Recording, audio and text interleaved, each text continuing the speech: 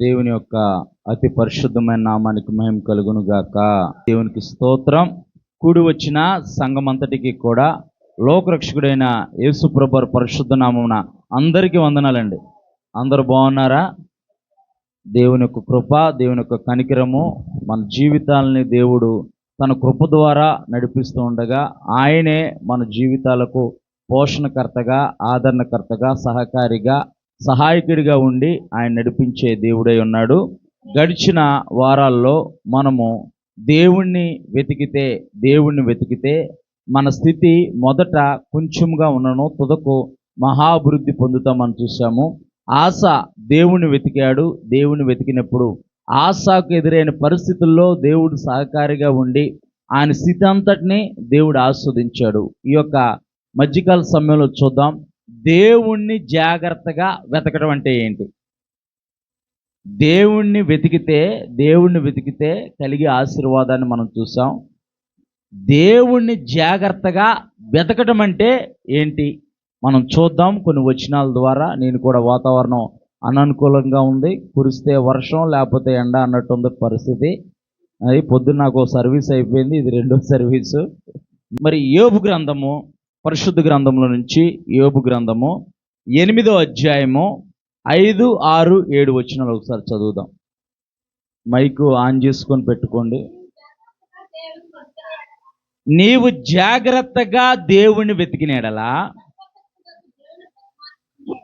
సర్వశక్తులకు దేవుణ్ణి బతిమాలుకుని నెడలా నీవు పవిత్రుడవై యథార్థవంతుడవైన ఎడలా నిశ్చయముగా ఆయన నీయందు శ్రద్ధ నిలిపి నీ నీతికి తగినట్టుగా నీ నివాస స్థలము వర్ధిల్ల చేయును. అప్పుడు నీ స్థితి మొదట కొద్దిగా నుండినను తొదను నీవు మహాభివృద్ధి పొందుదువు. దేవుని నామానికి మహిమ కలుగును గాక. ప్రార్థన చేసుకుందాం. ప్రేమ నమ్మకం కలిగిన పరలోకపు తండ్రి, నీ పరిశుద్ధమైన అత్యున్నతమైన ఘనమైన నామాన్ని బట్టి మీకు వందనాలు, కృతజ్ఞతాస్తుతులు, స్తోత్రాలు తండ్రి. మరి మధ్యకాల సమయంలో మేమందరము సమాజముగా, సంఘముగా కూడి నీ నామాన్ని గణపరచడానికి, నీ నామాన్ని మహింపరచడానికి నీవు మాకిచ్చిన ఈ గొప్ప భాగ్యాన్ని బట్టి మీకు వందనాలు, స్తోత్రాలు నాయన. అయా, నీ మాటలే మా జీవితాలను కడతాయి నాయన. నీ మాటలే మా జీవితాలను వెలిగిస్తాయి. నీ మాటలు పవిత్రమైనవి నాయన. మట్టి మూసలో 7 మార్లు శుద్ధి చేసిన వెండి అంతా పవిత్రమైన నాయన నీ మాటలు. అయా, నీ మాటలతో నాతో మా అందరితో మీరు మాట్లాడండి ప్రభువా. అయ్యా, నీ వాక్యమే మా బాధలు నెమ్మది కలగజేస్తుంది. నీ వాక్యమే మా జీవితాలను వెలిగిస్తుంది నాయన. తండ్రి, నీ వాక్యము అగ్ని వంటిది నాయన. నీ వాక్యము చాకలవని సబ్బు వంటిది నాయన ప్రభా.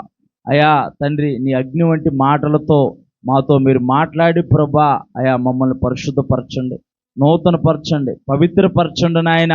విన్న మాటలు మా హృదయాల్లో మేము ముద్రించుకొని 30 దంతులుగా, 60 దంతులుగా, 100 దంతులుగా ఫలించి నీ నిత్యరాజ్యంలో నీతో పాటు యుగయుగాలు జీవించే భాగ్యాన్ని మా అందరికీ మీరు దయచేయమని యేసు పరిశుద్ధ నామమున ప్రార్థిస్తున్నాము తండ్రి. ఆమేన్. మనం చదువుకున్నాం యోబు గ్రంథము 8వ అధ్యాయము 5, 6, 7 వచనాలు చదువుతున్నాయి. నీవు జాగ్రత్తగా దేవుణ్ణి వెతికిన ఎడలా, దేవుని నామానికి మహిమ కలుగును గాక. దేవుణ్ణి మనం ఎలా వెతకాలంట? జాగ్రత్తగా వెతకాలి. మన ఇంట్లో ఏదైనా వస్తువు కనపడకుండా పోయిందనుకో, మనం ఏం చేస్తాం? జాగ్రత్తగా వెతుకుతాం. అది ఎక్కడ పెట్టామో గుర్తురాదు. అక్కడ ఎదుగుతాం, ఎక్కడ ఎదుగుతాం. అది దొరికే వరకు వెతుకుతూనే ఉంటాం. మరి సృష్టికర్త అయిన దేవుణ్ణి మనం ఎలా వెతకాలని చెప్పేసి దేవుని ఒక వాక్యం చెబుతుందంటే, జాగ్రత్తగా, సెర్చ్ టు కేర్ఫుల్ అంటే జాగ్రత్తగా మనం వెతకాలంటున్నాడు. నీవు జాగ్రత్తగా దేవుణ్ణి వెతికినేడలా సర్వశక్తులకు దేవుణ్ణి బతిమాలుకు ఎలా అంట? భూమి ఆకాశాలను సృష్టించిన దేవుడైన యెహోవాను బతిమాలు కొనినేడలా. బతిమాలుకోవడం అంటే ప్రాధేయపడటం. మన పిల్లలు మన దగ్గరికి వచ్చి ఏమంటారు? Mummy mummy daddy daddy chocolate కొనుక్కోవడానికి ఓ 10 రూపాయలు ఇవ్వనంటే, చాక్లెట్ లేదు ఏమీ లేదు, ఇంట్లో ఏ ఒకటి ఉంటాయి తినేసే అని చెప్పేసి అంటారు. వాడు వచ్చి ఏం చేసేస్తాడు? కాక పడతాడు, మీద పడతాడు, ముద్దులు పెడతాడు, కాక పడతాడు. మా డాడీ మంచివాడు కదా, మా మమ్మీ మంచిది కదా, అదేలాగా ఇదేలాగా అని చెప్పేసి 2 కబుర్లు చెప్పంగానే మనం కరిగిపోయి 10 రూపాయల బదులు 20 రూపాయలు ఇచ్చి మంచి చాక్లెట్ కొనుక్కోరా బాబు అంటాం. ప్రాధేయపడటం. నీవు దేవుణ్ణి జాగ్రత్తగా వెతికి సృష్టికర్త అయిన దేవుని వైపు తిరిగి ఆయన్ని బతిమాలు కొడిన ఎడల, చదువమ్మా.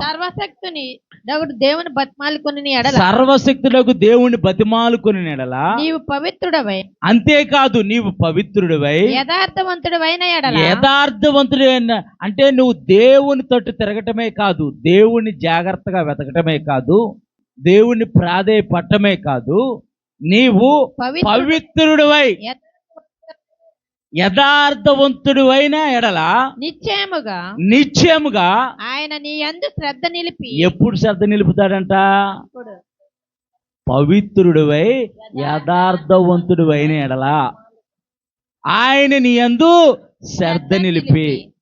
మనం ఒక దగ్గర ఉద్యోగం చేస్తున్నామండి, జాబ్ చేస్తున్నాం. మన యజమాని ఎప్పుడు మనకి ఇంక్రిమెంట్ పెంచుతాడు? ఎప్పుడు పెంచుతాడు ఇంక్రిమెంట్?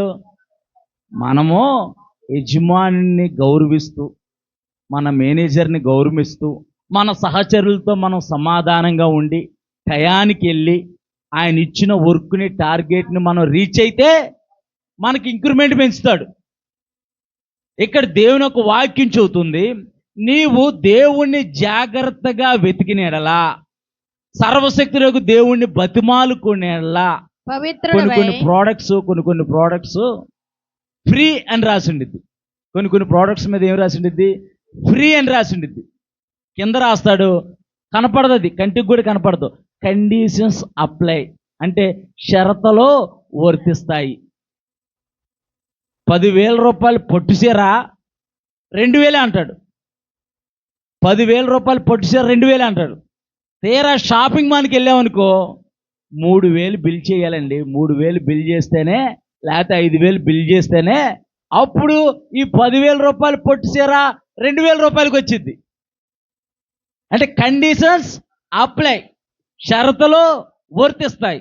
ఇక్కడ దేవుని యొక్క వాక్యం స్పష్టంగా ఉంది, నీవు దేవుణ్ణి వెతికిన ఎడల, సర్వశక్తులకు దేవుణ్ణి బతిమాలుకునే ఎడల, అంతేకాదు నీవు పవిత్రుడివై, నేను పరిశుద్ధుడై ఉన్న ప్రకారము మీరు కూడా పరిశుద్ధులై ఉండండి. నేను పరిశుద్ధులైన దేవుణ్ణి, భూమి ఆకాశాలను సృష్టించిన సృష్టికర్త అయిన దేవుణ్ణి, నేను పరిశుద్ధుణ్ణి గనుక మీరును పరిశుద్ధులై ఉండండి. నీవు పవిత్రుడివై యథార్థంగా జీవించాలంట. యోబు యూజు దేశంలో యథార్థవంతుడు, నీతిపరుడని సాక్షాత్తు సృష్టికర్త అయిన దేవుడే అపవాది ఎదుట సాక్ష్యం ఇస్తున్నాడు. మనం పవిత్రంగా జీవిస్తూ, యథార్థమైన భక్తి చేస్తూ, యథార్థంగా జీవిస్తూ ఉంటుంటే దేవుని యొక్క కనుదృష్టి, దేవుని యొక్క శ్రద్ధ మన మీద ఉండిద్దంట. దేవుని నామానికి మహిమ కలుగును గాక. నేను ఎంత ప్రార్థన చేసినా దేవుడు నా ప్రార్థన ఆలకించట్లేదండి. కన్నీరు మున్నీరై కారుస్తున్నాను, ఆరాధన చేస్తున్నాను, మోకాలు వేసి నా మోకాలు అన్నీ నల్లగైపోయినాయండి, నా మోకాలు మొద్దుబారిపోయినాయండి, అయినా జవాబు రావట్లేదని అంటే నీవు దేవుణ్ణి జాగ్రత్తగా వెతకట్లేదేమో, దేవుణ్ణి బతిమాలుకోవట్లేదేమో హృదయపూర్వకంగా, నీవు పవిత్రుడిగా యథార్థమైన భక్తి చేయట్లేదేమో. పవిత్రుడివై యథార్థవంతుడు అయిన ఎడల నిశ్చయముగా ఆయన నీ యందు శ్రద్ధ నిలిపి, ఆయన సృష్టికర్త నిశ్చయముగా అంటే షూర్లీ, నిశ్చయముగా నీ యందు శ్రద్ధ నిలిపి, నీ నీతికి తగినట్టుగా నీవు ఎంత నైతిగా ఉంటావో, ఎంత యథార్థంగా ఉంటావో, ఎంత యథార్థమైన భక్తి చేస్తావో, నీ నీతికి తగినట్టుగా నీ నివాస స్థలము వర్ధిల్ల, నీ నివాస స్థలాన్ని నిన్ను కూడా నీతో పాటు, నీ నివాస స్థలాన్ని నీతో పాటు నీ కుటుంబ సభ్యు అంటే నీ ఒక్కడవే దేవుణ్ణి జాగ్రత్తగా వెతికి సర్వశక్తిని బతిమాలుకుంటూ ఉంటుంటే, దేవుని తట్టు తిరుగుతూ ఉంటుంటే, నీవు పవిత్రుడివై యథార్థంగా జీవిస్తూ ఉంటుంటే, దేవుడు నీ యందు శ్రద్ధ నిలిపి నీ నీతికి తగినట్టుగా నీ నివాస స్థలాన్ని వర్ధిల్లింపచేయును. దేవుని నామానికి మహిమ కలుగును గాక. నిన్ను బట్టే నీవు యథార్థమైన భక్తి చేస్తే, యథార్థంగా దేవుని తట్టు తిరిగితే, యథార్థంగా దేవుని వైపు చూస్తే, నిన్ను బట్టే నీ కుటుంబము ఆస్వాదింపబడిద్దంట. దేవుని నామానికి మహిమ కలుగును గాక. మన పిల్లల భక్తి చేయాలనంటే, మన ఇరుగు పొరుగు వారు భక్తి చేయాలనంటే, ముందు మనమే నిజమైన భక్తి చేయాలి. ఎవరి భక్తి వారే సాధకం చేసుకోవాలని పరిశుద్ధ గ్రంథమైన బైబిల్ చెబుతుంది. ఎవరి భక్తి వారే సాధకం చేసుకోవాలంట. చదువమ్మా. అప్పుడు నీ స్థితి ఎలాగా? నీవు నిజంగా దేవుని వెతికి, దేవుని బతిమాలుకొని, నీవు పవిత్రుడిగా జీవిస్తూ, యథార్థంగా జీవిస్తూ ఉంటుంటే దేవుణ్ణి యందు శ్రద్ధ నిలిపి నీ నీతికి తగినట్టుగా నీ నివాసాలను వర్ధిల్లం చేస్తారు. ఒకవేళ నీ స్థితి కొద్దిగా ఉందేమో, ప్రారంభంలో ఉందేమో, లేకపోతే ఏమీ లేని పరిస్థితుల్లో ఉందేమో, అయినా సరే దేవుడు నీ స్థితి కొద్దిగా ఉండను, దాన్ని తుదకు మహాభివృద్ధి పరుస్తాడంట. దేవుని నామానికి మహిమ కలుగును గాక. నేను హైదరాబాదులో ఉద్యోగం చేస్తూ దర్జాగా ఉండేవాడిని. అన్ని ఇంట్లో పనిముట్లు చాలా వరకు అమర్చుకున్నాను. వాటిని అన్నిటినీ వదిలేసి దేవుడు చూపించిన ఈ ప్రాంతానికి వచ్చాను. నేను కట్టు బట్టలతో వచ్చా, ఒకే ఒక్క బ్యాగ్తో వచ్చాను. ఆ సామాన్లు అక్కడే ఉండిపోయాను. కొన్నేమో మా తమ్ముడి దగ్గర ఉండిపోయినాయి, కొన్నేమో అక్కడ ఇంటి రెండు దగ్గర ఉండిపోయాను. మళ్ళీ వెళ్ళిపోతామేమో అనుకున్నాను. వెళ్ళలేని పరిస్థితి, ఇబ్బందికరమైన పరిస్థితి వచ్చేసింది. అలాగే చాలా సంవత్సరాలు బాధపడ్డాను. నేను మా ఆవిడ చాలా సంవత్సరాలు బాధపడ్డాం. నా సర్టిఫికేట్లతో సహా ఉండిపోయినాయి. మా ఆవిడ సర్టిఫికేట్లు, నా సర్టిఫికేట్లు, నేను కంపెనీ చేసిన ఐడి కార్డులు ఏంటి, అవి ఏంటి, ప్రూఫ్లు ఏంటి, అన్నీ ఏంటి, మొత్తం అన్నీ ఉండిపోయినాయి. చాలా బాధపడ్డాను. అసలు ఏంటి ప్రభు, అసలు నువ్వు ఉన్నావా లేవా, ఏంది నా పరిస్థితి ఏంటి, నా జీవితం ఏంటి అని చెప్పేసి చాలా బాధపడ్డాను, చాలా వేదన పడ్డాం. అసలు ఏంటి మా పరిస్థితి ఏంటి అని చెప్పేసి. కాకపోతే నువ్వు పిలిచావు, నువ్వు పిలిచిన వాడు నమ్మదగిన వాడిని కట్టు బట్టలతో సంవత్సరం పిల్లల్ని తీసుకొని వచ్చాను నేను. తనకు దేవుడు నా స్థితి కొద్దిగా ఉండను అభివృద్ధి పరచడం మొదలుపెట్టాడు. దేవుని నామానికి మహిమ కలుగును గాక. నీ స్థితి మొదట కొద్దిగా ఉండను, తుదకు మహాభివృద్ధి పొందేదు. దేవుని నామానికి మహిమ కలుగును గాక. అన్ని విషయాల్లో అభివృద్ధి పరుస్తాడు దేవుడు. ఆశీర్వాదం ఎలా ఉంటుంది అంటే ఒక్క విషయంలోనే కాదు, అన్ని విషయాల్లో కూడా అభివృద్ధి పరుస్తాడు. అది దేవుని ఆశీర్వాదం అంటే. చూద్దాం ఒకసారి దేవుణ్ణి జాగ్రత్తగా వెతకడం అంటే ఎలాగో ఒకసారి చూద్దాం. పరిశుద్ధ గ్రంథంలో నుంచి ద్వితీయోపదేశ కాండము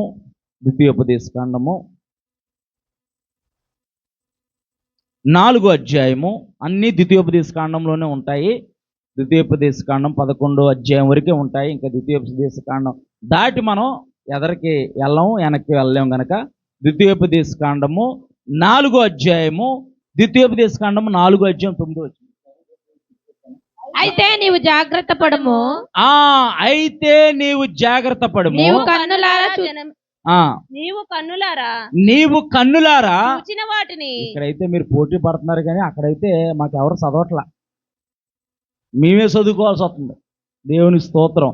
ద్వితీయోపదేశ కాండము 4వ అధ్యాయం 9వ వచనం. అయితే నీవు జాగ్రత్త పడుము, నీవు కన్నులారా చూచిన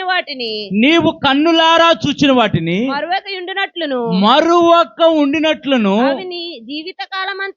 అవి నీ జీవిత కాలమంతయు నీ హృదయంలో నుండి తొలగిపోకుండా. ఏమంట? అయితే నీవు జాగ్రత్త పడము, నీవు కన్నులారా చూచిన వాటిని అంటే దేవుడు నీ జీవితాల్లో చేసిన ఆశ్చర్య కార్యాలు, అద్భుత కార్యాలని నీవు మరువక ఉండినట్లును నీ మనసును బహు జాగ్రత్తగా కాపాడుకోవాలంట. దేన్ని కాపాడుకోవాలంట? మనసును జాగ్రత్తగా కాపాడుకోవాలంట. బాడీ ప్రెజెంట్, మైండ్ ఆబ్సెంట్ అంటారు.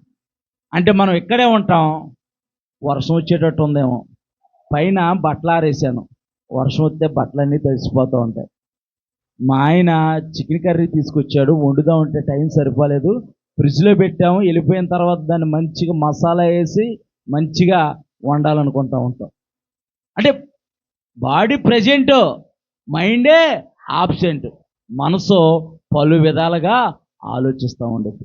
దేవుణ్ణి జాగ్రత్తగా వెతకటం అంటే మనం జాగ్రత్త పడి ఏమంటున్నాడు? ఫస్ట్ వచనం ఏమంటున్నాడు? అయితే నీవు జాగ్రత్త పడుము. నీవు కన్నులారా చూచిన వాటిని, నీవు విన్న వాటిని, కన్నులారా చూచిన వాటిని, దేవుడు నీ జీవితంలో చేసిన ఆశ్చర్య కార్యాలని నీవు జ్ఞాపకం ఉంచుకోవాలి, వాటిని మరువకూడదు. నీ మనసును జాగ్రత్తగా కాపాడుకుని, ఒకవేళ వాటిని మర్చిపోయి నీవు నీ మనసుని కాచుకోవట్లేదేమో, ఆ దేవుడు అప్పుడు ఏదో చేశాడులేండి, ఇప్పుడు చేయడు, ఆయన బిజీ అయిపోయాడు అనుకుంటున్నావా?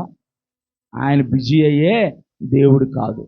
ఆయన ఇజ్రాయేల్ని కాపాడువాడు, కొనుకడు, నిద్రపోడు. దేవుని నామానికి మహిమ కలుగును గాక.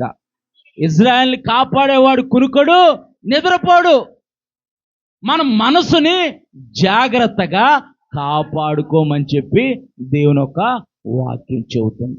ఎందుకంటే మన మనసు పలు విధాలుగా వెళ్తూ ఉంటుంది, పలు విధాలుగా ఆలోచిస్తూ ఉంటుంటుంది. దేవుడంట నరులను సృజించిన తర్వాత వారిని చూసి, అయ్యో వీళ్ళు నా మాట అంటలేదే, వీళ్ళు నా త్రోవలో నడవట్లేదే, నాకు దూరంగా బతుకుతున్నారే, నేను వారిని ప్రేమిస్తున్నాను, వారి కొరకు సృష్టాంతాన్ని సృజించాను, అయినా వారు నా తట్టు తిరగట్లేదే అంటున్నాడు. మన మనస్సును జాగ్రత్తగా కాపాడుకోవాలి. మొట్టమొదటి పాయింట్ ఏంటి?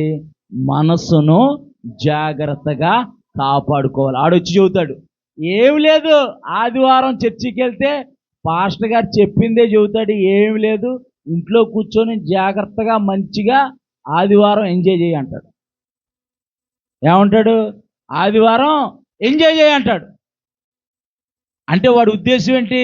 ఒకవేళ నువ్వు దేవుని మందిరానికి వచ్చావనుకో, దేవుని వాక్యం వింటావు, దేవుని తట్టు తిరుగుతావు, దేవుని యొక్క దీవెనలు, దేవుని యొక్క ఆశీర్వాదాలు పొందుకుంటామని మనకంటే ముందు వాడికి తెలుసు. మన మనస్సును జాగ్రత్తగా కాపాడుకోవాలి. దేవుని నామానికి మహిమ కలుగును గాక. చూద్దాం కొన్ని పాయింట్లు చూద్దాం, అలాగే కొన్ని పాయింట్లు చూద్దాము. రెండో పాయింట్ వచ్చేసి ద్వితీయోపదేశ కాండము. ఇప్పుడు చదవండి. ద్వితీయోపదేశ కాండము 4వ అధ్యాయము 23-24. మీ దేవుడైన యెహోవా మీకు ఏర్పరిచిన నిబంధనను మరచి అంటే ఆయన మనతో ఒక నిబంధన చేశాడు. ఆయన రక్తాన్ని చిందించాడు, ఆయన ప్రాణమే ఇచ్చాడు, ఆయన మనల్ని కొనుక్కున్నాడు. దేవుని నామానికి మహిమ కలుగును గాక. ఆయన మన కొరకు తన ప్రాణాన్నే దారిపోశాడు, ఒక నిబంధన చేశాడు. చదువమ్మా. మీ దేవుడైన యెహోవా మీకు ఏర్పరిచిన నిబంధనను మరచి నీ దేవుడైన యెహోవా నీకు ఆజ్ఞాపించినట్లు ఏ స్వరూపమును కలిగిన, ఆజ్ఞాపించటం అనంటే కమాండ్ చేయటం అనమాట. ఆజ్ఞాపించంటే కమాండ్ చేయటం. ఇందాక నిశ్చయంగా అంటే షూర్లీ, నిశ్చయంగా అంటే బ్రతిమాలుకుంటాం, అంటే ప్రాధేయపడటం. ఇది ఏమంటున్నాడు? ఆజ్ఞాపిస్తున్నాడు. నువ్వు ఏది ఏమైనా సరే చేయాల్సిందే, దేనికి వ్యతిరేకంగా ఏమీ లేదు, విరుద్ధంగా ఏమీ లేదు. ఆజ్ఞాపించడం అంటే ఈ మాట సత్యం, దీనికి విరుద్ధంగా బ్రతకటం కూడదు అని చెబుతున్నాడు. చదువు ఒకసారి. నీ దేవుడైన యెహోవా నీకు ఆజ్ఞాపించినట్లు ఏ స్వరూపమైనను ఏ స్వరూపము కలిగిన విగ్రహమునైనను చేసి కొనుకుండునట్లు మీరు జాగ్రత్త పడవలను. ఏం చేయాలంట? ఏ స్వరూపాన్ని చేసుకోకూడదంటే మన హృదయంలో దేవుడు కాదని దేనికి ప్రాధాన్యత ఇవ్వకూడదు. కొంతమంది బట్టలంటే పిచ్చి, కొంతమందికి డబ్బులంటే పిచ్చి, కొంతమందికి ఇంకా రకరకాల పిచ్చిలు ఉన్నాయి. ఒకటని చెప్పలేం. కుక్కలు పెంచుకునే వాళ్ళు కుక్కలు పెంచుకునే పిచ్చి ఉంది, పిల్లులు పెంచే వాళ్ళకి పిల్లులు పెంచే పిచ్చి ఉంది. రకరకాల పిచ్చులు ఉన్నాయి, ఒక పిచ్చి అని చెప్పలేం. అంటే దేవుడు కాదని, ఒకడికి 24 గంటలు ఫోన్ చూసే పిచ్చే. 24 గంటలు ఆడు పొద్దున్నే లేకంగానే, మొన్న పాస్టర్ గారు అంటున్నారు, పాస్టర్ గారితో ఒక కుర్రోడు అంటున్నాడు, పాస్టర్ గారు మీరేంటి 11:30కి 12 గంటలకి స్టేటస్ అప్డేట్ చేస్తారు అని అంటే, నేను అప్పుడే కదయ్యా ఇంటికి వెళ్ళేది పరిచర్య అంతా చూసుకొని అని అంటే, నేను అన్నాను మీలాంటి వాళ్ళ కోసమేరా అని చెప్పాను నేను. ఆయనైతే పరిచర్య చూసుకొని 11:30 12 గంటలకి ఇంటికి వెళ్ళి అప్పుడు చూసుకుంటున్నాడు ఫోను. మరి నువ్వేం చేస్తున్నావు? నిత్యము చూస్తున్నాడు. అంటున్నాడు మళ్ళీ పైపేచి అంటున్నాడు, నేను 3 గంటల వరకు గేమ్ ఆడతాను అంటున్నాడు. ఒరే తెల్లారి కాలేజీకి ఎప్పుడు వెళ్తావురా బాబు అనుకున్నా నేను. ఒరే అది మంచి పద్ధతి కాదరా, ఇప్పుడు కళ్ళు ఏదో మామూలుగా అలా కనపడుతున్నాయి, తర్వాత సుక్కడాలు వచ్చినాయి అంటే ఇంకా ఆపరేషన్ చేయడానికి కూడా పని చేయమని చెప్పాను. అంటే ఏ స్వరూపమైన నువ్వు చేసుకొనకూడదు అంటే దేనికి ప్రాధాన్యత దేవుడు కాదు. ఎందుకనంటే తూర్పు దిక్కు మొదలుకొని పడమటి దిక్కు వరకు నేను తప్ప ఏ దేవుడును లేడు. దేవుణ్ణి కాదని సృష్టమును పూజించడం కాదు, సృష్టికర్తనే ఆరాధించాలి, పూజించాలి. చదువు ఒకసారి. ఏలయనగా నీ దేవుడైన యెహోవా అదే వచ్చిన కొద్దిగా ఏ స్వరూపము కలిగి ఉన్న విగ్రహమనైనను చేసుకొనకుండునట్లు మీరు జాగ్రత్త పడము. ఎందుకంటే కింద రాస్తున్నాడు, ఏలయనగా మీ దేవుడైన యెహోవా దహించు అగ్నియు రోషం కలిగిన దేవుడు అంట. మనం ఏమంటాం? మనుషుల్ని ఏమంటాం? నీకు శివుని ఎత్తురుందా? నీకు శివుని ఎత్తురుందా? అసలు కోపం ఎందుకు రావట్లే నీకు? వాడు నిన్ను ఎంత మాట అన్నాడు, ఆమె ఎంత మాట అంది, అసలు నీకు శివుని ఎత్తురుందా అని అడుగుతాం మనం. దేవుడు అంటున్నాడు, శివుని ఎత్తులు పెట్టింది నేనే రోషం కలిగిన దేవుణ్ణి. అందుకే యెషయా గ్రంథం 1వ అధ్యాయం అంటాడు, నేను పిల్లల్ని పెంచాను, వారిని పెద్దవారిని చేశాను, వారు త్రోవ తప్పిపోయారు, దేవుని మీద తిరగబడ్డారంట వాళ్ళు. మన పిల్లలు మన మీద తిరగబడ్డారనుకో కాలుసే ఇరిసేసేస్తాం మనం, నో డౌట్, దాంట్లో మాత్రం నో డౌట్. అది ఇరిసేస్తేనే బెస్ట్ నన్ను అడిగితే, ఎందుకంటే అప్పుడేం లైన్లో పడతాడు. కొద్దిగా ఎరవపోతే ఏదో సామెత ఉండేది కదా, మొక్క అయినప్పుడు వంగందే మానైనా గొంగునా అని. అంటే దేవుడు మనకు అవకాశం ఇచ్చి, దేవుడు మనల్ని ప్రేమించి, మన కొరకు ప్రాణం పెట్టి, మనల్ని ప్రయోజకులను చేసి, మనల్ని ఆశీర్వదిస్తే మనం దేవుడి కాదని లోకాన్ని వెతికేవారిగా ఉండకూడదు. లోకంతో స్నేహము దేవునికి వైరమని మీరు ఎరగడా అని అంటున్నాడు పరిశుద్ధుడైన పౌలు. లోకంతో స్నేహం చేయకూడదు. లోకంలో ఉన్నదంతా నేత్రాశ, శరీరాశ, జీవపడంబము. అదంతా ఒకానొక రోజున మొబ్బు తొలగిపోయినట్టు తొలగిపోయింది. ఏలయనగా నీ దేవుడైన యెహోవా దహించు అగ్ని అయి ఉన్నాడు, రోషము కలిగిన దేవుడై ఉన్నాడు. అంటే దేవునితో నీవు చేసిన నిబంధనను నీవు మరొక జాగ్రత్త పడము. 2వ పాయింట్. మొదటి పాయింట్ ఏమో నీ మనస్సును జాగ్రత్తగా కాపాడుకోవడం అని మొదటి పాయింట్. 2వ పాయింట్, దేవుడితో మనం నిబంధన చేస్తాం కదా, తొలి దినాల్లో, దేవుని వెతికే దినాల్లో దేవుని మనం హృదయపూర్వకంగా ప్రేమిస్తే, దేవుడి మాటల ద్వారా మనం ఆదరించబడి, మనం దీవించబడితే, చావనైనా చేస్తాను కానీ నిన్ను మాత్రం మర్చిపోను ప్రభు అంటాం. చావనైనా చేస్తాను కానీ నిన్ను మాత్రం విడిచిపెట్టిన ప్రభు అంటాం. సమస్యలో ఇబ్బందులు వచ్చినాయనుకో, నీ దారి నీదే, నా దారి నాదే అంటాం. దేవునితో నీవు చేసిన నిబంధనను మర్చిపోకుండా జాగ్రత్త పడము. 2వ పాయింట్. 3వ పాయింట్ చూద్దాం. ద్వితీయోపదేశకాండము 5వ అధ్యాయము 33వ వచనం. ద్వితీయోపదేశకాండం. కాబట్టి మీరు కుడికే గాని ఎడమకే గాని తిరగక మీ దేవుడైన యెహోవా ఆజ్ఞాపించినట్లు చేయుటకు మీరు జాగ్రత్త పడవలను. అంటే కుడికే గాని ఎడమకే గాని అంటే, మనము ఒడ్డుకి వెళ్ళాలనుకో, నావెక్కామనుకో, ఎన్ని నావలు ఎక్కుతాం, ఎన్ని పడవలు ఎక్కుతాం? ఒక పడవ మీదే ఒడ్డుకి చేరతాం. కొంతమంది ఈ మధ్య తెలివితేటలు ఎక్కువైపోయి 2 పడవల మీద కూడా చేరుతున్నారు. అంటే దేవుణ్ణి ఆశ్రయిస్తున్నారు, దెయ్యాన్ని కూడా ఆశ్రయిస్తున్నారు. మొన్న ఒక సేవకుడు చెబుతూ అంటున్నాడు, బాధతో రోషంతో అంటున్నాడు, నేను ఒక దగ్గరికి వెళ్ళి ఒక పెళ్లి చేశారు పాస్టర్ గారు. ఒక సువార్త కొడుకులో చెబుతున్నాడు, నేను ఒక దగ్గరికి వెళ్ళి ఒక పెళ్లి చేశాను, సాయంత్రం అయింది, నేను ఏ స్టేజీ మీద అయితే పెళ్లి చేశానో ఆ స్టేజీ మీద రికార్డింగ్ డ్యాన్స్ చేశారండి. పెళ్లి కూతురు పెళ్లి కొడుకు కలిసి కూడా వేశారంట. మరి వీళ్ళు దీవించు ప్రభు అని చెప్పి సేవకులందరూ మేము ప్రార్థన చేసాం, వీళ్ళేం దీవిస్తారు? వీళ్ళు దేవుడికి స్థానం ఇవ్వకుండా దెయ్యానికి ఇచ్చారు. ఇప్పుడు గృహప్రవేశాలు పెట్టుకుంటారు, కొంతమంది గృహప్రవేశాలు పెట్టుకుంటారు. ఏం చేస్తారు? పొగులు పూట బహిరంగంగా మీటింగ్ పెట్టి, బాక్సులు పెట్టి, బాకాలు పెట్టి వేసేసి, ఓ పాస్టర్ గారు అలాగే గృహప్రవేశానికి వెళ్ళాడంట. గృహప్రవేశం అయిపోయిందంట, బాగా చేశాడంట, అయిపోయిందంట. అయిపోయిన తర్వాత పక్కన ఆయన అన్నాడంట, పాస్టర్ గారు ఆల్రెడీ గృహప్రవేశం రాత్రి అయిపోయింది అన్నాడంట.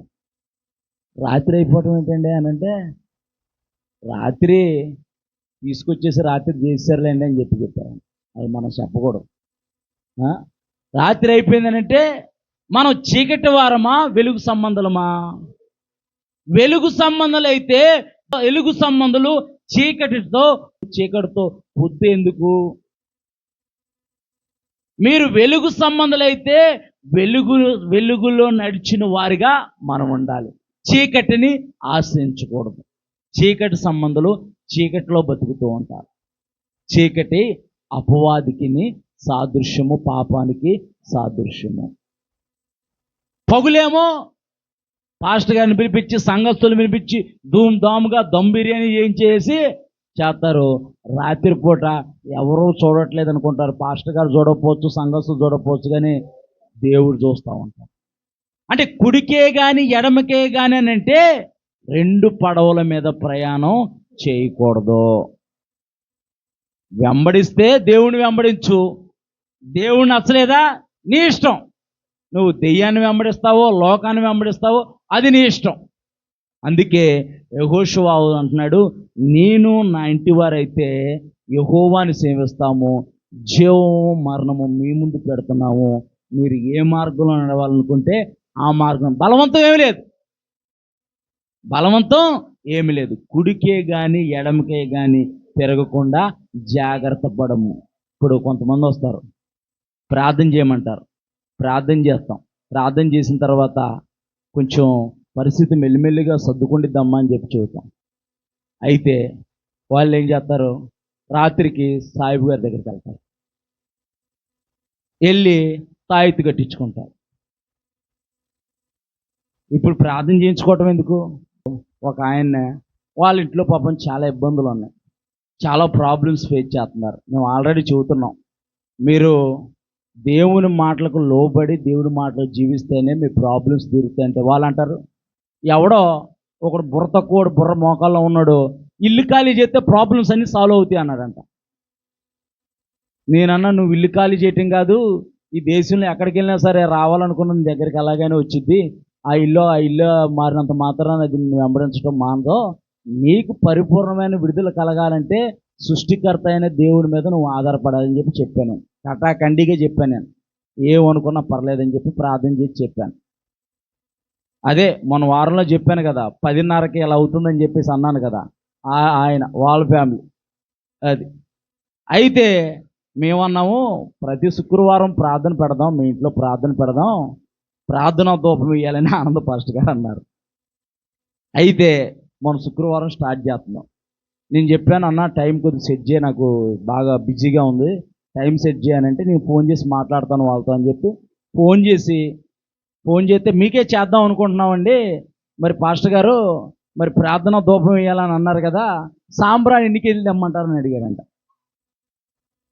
అంటే ఎలాంటి భక్తి చేస్తున్నామో చూడండి. మనం ఎలాంటి భక్తి చేస్తున్నాం? ఎన్ని కేజీలు సాంబ్రాణి తీసుకురావాలి పాస్టర్ గారు అని అడిగారంట. ఆయన నాతో చెప్పి ఇక నవ్వుతున్నాడు. నాతో చెప్పి నేను అన్నాను, ఒక 5 కేజీలు తెమ్మను, ఓ 1/4 కేజీ వేసి మిగతా మిగిలిందంతా మనం అమ్మేసేసుకుందాం అని అన్నాను.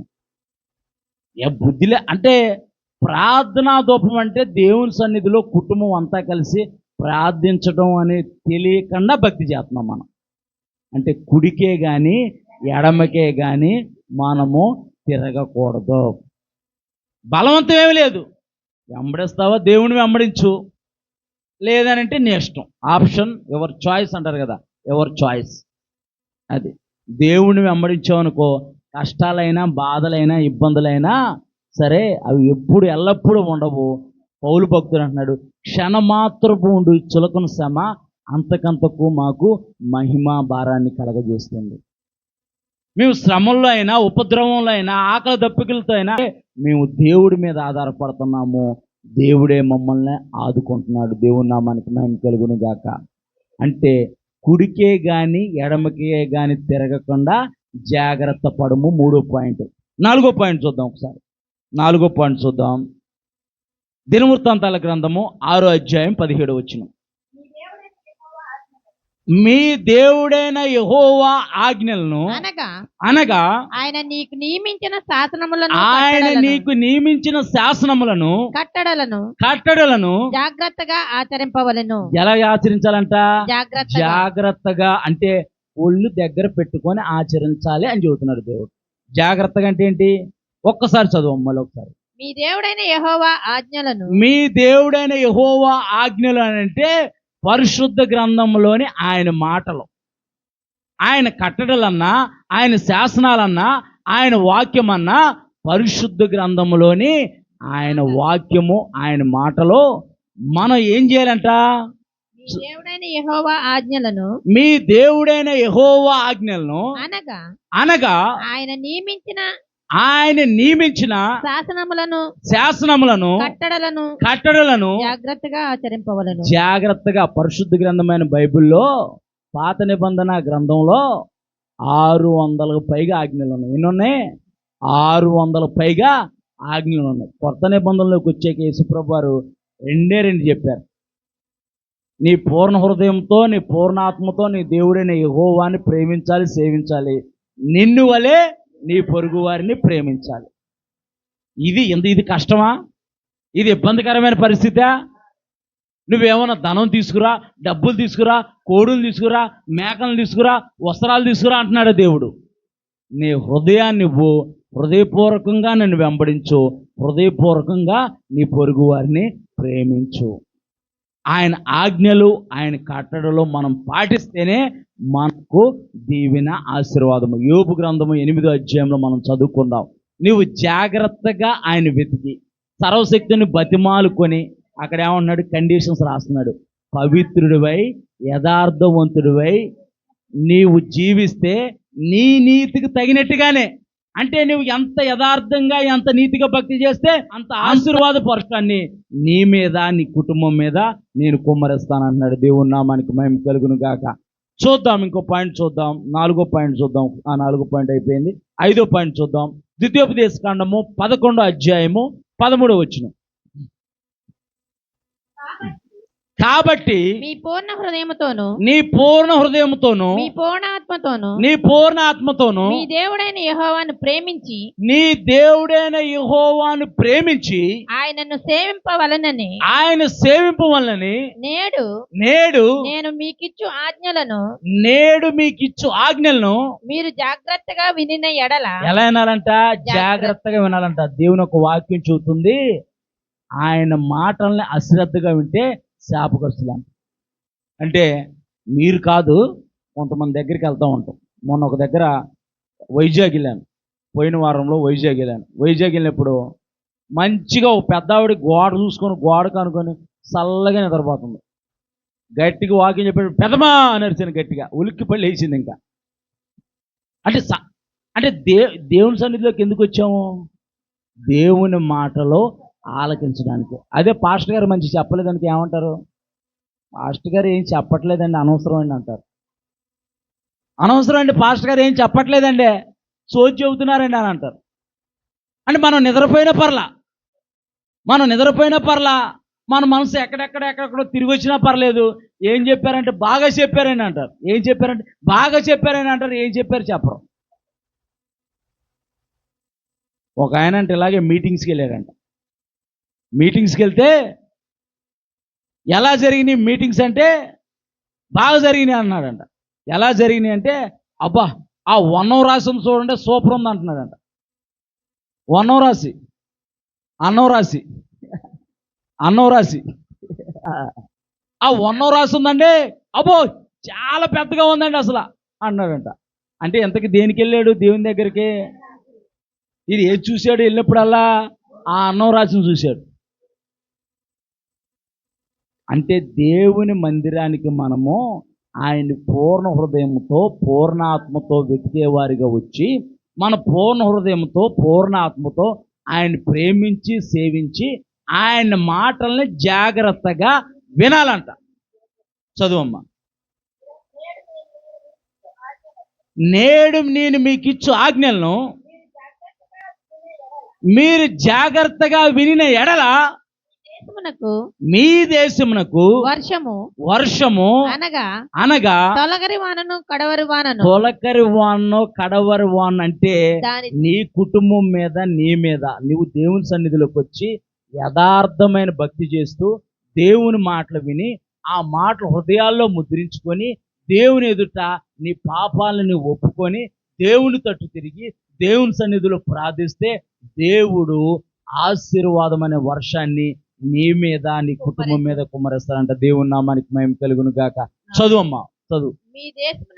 మీ దేశం మీద వర్షము అనగా తొలకరి వానను కడవరి వానను దాని కాలమున. ఎలాగంట? దాని కాలమున అంటే నీకు ఏ కాలాల్లో ఏది అవసరమో దేవుడు నిశ్చయముగా సమకూర్చాలనంటే నీవు దేవుణ్ణి పూర్ణ హృదయముతో పూర్ణ ఆత్మతో సేవించి ప్రేమించి ఆయన మాటల్లో జాగ్రత్తగా వినాలంట. జాగ్రత్తగా వినాలి. జాగ్రత్తగా వింటేనే దేవుని యొక్క ఆశీర్వాదాన్ని, దేవుని యొక్క దీవెనల్ని పొందుకుంటాం. ఇప్పుడు వర్షం ఎలా అవుతుంది అనుకుంటున్నాం? క్లౌడ్ బరస్ట్ అంటున్నారు. క్లౌడ్ బరస్ట్ అంటే మేఘాలన్నీ ఒక ప్రాంతం దగ్గరికి చేరి అక్కడే వర్షం కురుస్తున్నాయి.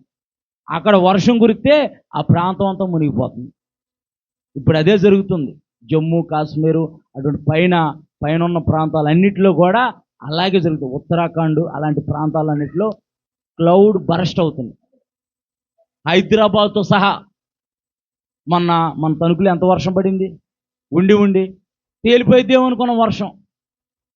మొత్తం రోడ్లన్నీ జలమయం అయిపోయినాయి. మొత్తం అదిగో మొత్తం మునిగిపోయింది. మొత్తం ఈ పైడిపరి రోడ్లు అయితే మోకాలోతు నీళ్ళు, మొత్తం మోకాలోతు నీళ్ళు. అంటే క్లౌడ్ బరస్ట్ అంటారు అన్నమాట. వర్షం ఎలా పడాలంట? దాని కాలం ప్రకారం తొలకరి వానను కడవరి వానను నేను కురిపిస్తాను.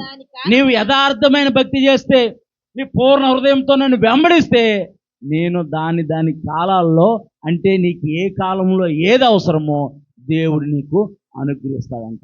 దేవుడు నీకు అనుగ్రహిస్తాడని అంటే నీ పూర్ణ హృదయంతో, నీ పూర్ణ ఆత్మతో నువ్వు దేవుడిని ప్రేమించి సేవించి ఆయన ఆజ్ఞల్ని జాగ్రత్తగా వినాలి. ద్వితీయోపదేశ కాండము 11వ అధ్యాయము 22వ వచనం. ప్రేమించి మీరు మీ దేవుడైన యెహోవాను ప్రేమించి ఆయన మార్గములన్నిటిలోనూ నడుచుచు ఆయనను హత్తుకొని మీరు చేయవలనని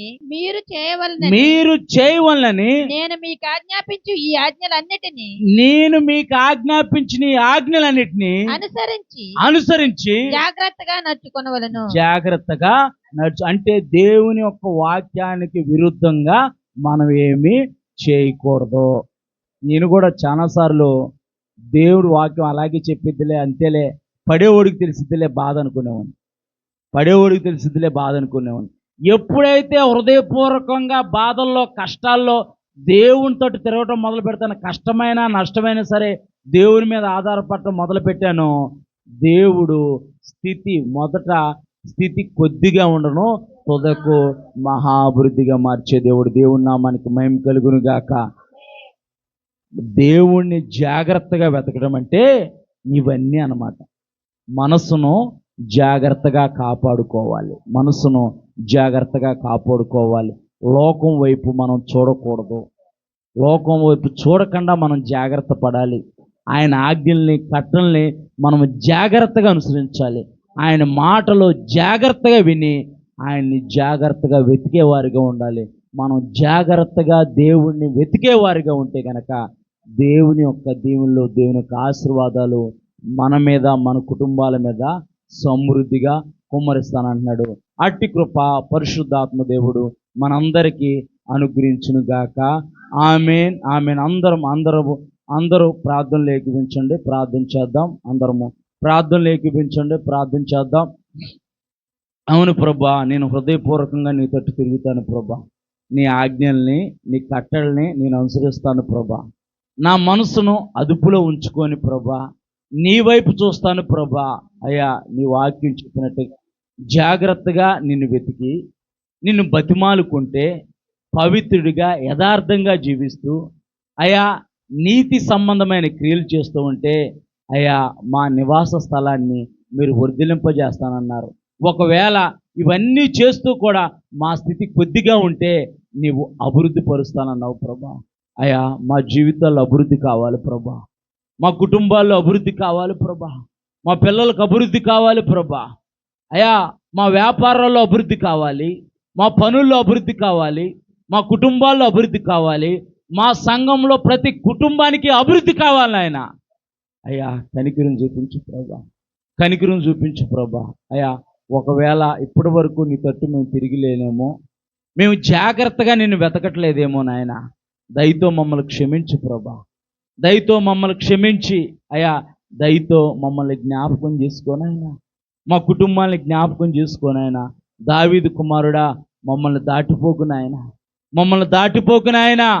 నీ తొలకరి వర్షాన్ని, కడవరి వర్షాన్ని ప్రభా అయ్యా మా మీద, మా కుటుంబాల మీద, మా సంఘం అంతటి మీద ప్రభా దాని కాలాలకు అనుగుణంగా ప్రభా మీ ఆశీర్వాదమైన వర్షాన్ని కుమ్మరించండి ప్రభా. ప్రతి కుటుంబాన్ని మీరు దీవించండి. ప్రతి కుటుంబంలో ఉన్న సమస్యలన్నిటి నుంచి ఆ కుటుంబాలకి నిశ్చయముగా విడుదల కలుగును గాక. నిశ్చయముగా కుటుంబాలు ఆస్వాదింపబడును గాక. నిశ్చయముగా కుటుంబాలుగా ప్రభా నీ సన్నిధిలోకి వారు వచ్చుదురు గాక. నీ తట్టు వారు తిరుగుదురు గాక. నీ తట్టు తిరిగితే నీ వారి తట్టు తిరుగుతానన్నావు ప్రభా. అయ్యా, నీ యొద్దకు వచ్చిన వారిని నీవేమాత్రం త్రోసివేసే దేవుడు కాదు నాయన. అయ్యా తండ్రి, నీ గుప్పిలు విప్పి ప్రతి జీవి కోరికను తృప్తిపరిచే దేవుడు నాయన. అయ్యా, ఈ మధ్యకాల సమయంలో వచ్చిన ప్రతి కుటుంబాన్ని పేరు పేరున మీరు జ్ఞాపకం చేసుకొని ప్రభా అయ్యా వారు ఫలించి అభివృద్ధి చెందే విధంగా, అయ్యా వారు ఆశీర్వాదానికి కర్తలుగా ఉండే విధంగా వారి కుటుంబాలని, వారి జీవితాలని మీరు ఆస్వాదించమని యేసు పరిశుద్ధ నామములో ప్రార్థిస్తున్నాము తండ్రి. ఆమేన్, ఆమేన్.